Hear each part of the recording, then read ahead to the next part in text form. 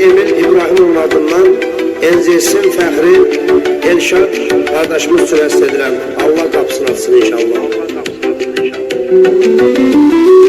Enzesin adını ucaldan yüreklerde sen yaşayırsan her an. Sen düz ayak sürür düzgün olmuşsun. Senle fəxr Azerbaycan. Doğulduğun yer şəkil torpağından Qaraqronlu salamlar sənə qardaş. Yaxşıların yolunu edirsən davam. Sənlə qıllarımız qoydalı bir baş. Hamıya çatıb sənin şöhrətin elşad. Tanınmazdı sənin hörmətin elşad. İllərini zindana həsr etmisən. Sonda olmayıb əziyyətin elşad. Hamıya çatıb sənin şöhrətin elşad. Tanınmazdı sənin hörmətin elşad. İllərini zindana həsr etmisən. Sonda olmayıb əziyyətin elşad.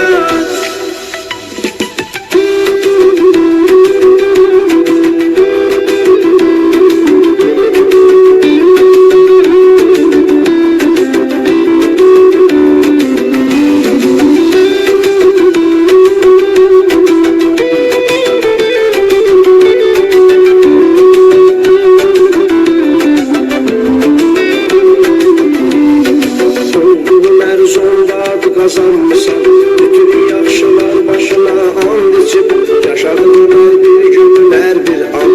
Yarısı türmələrdə kədərlə keçib yetimlərin kasıbların dayağısan. Düzgün əməllə yaşayan bıraksan İnşallah çıxarsan azadlığa. Əsl şadın daşıyan bıraksan. Hamıya çatıb sənin şöhrətin elşad.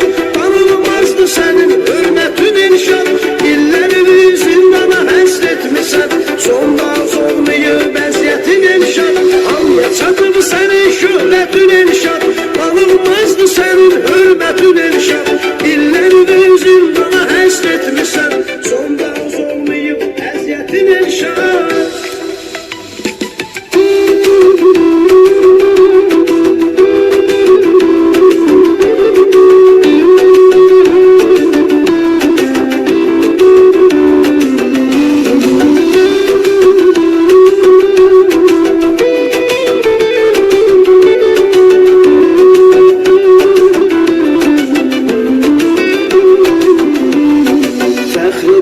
Sənlə əziz qardaşım, vəziyyətə baxmısan cavan yaşında.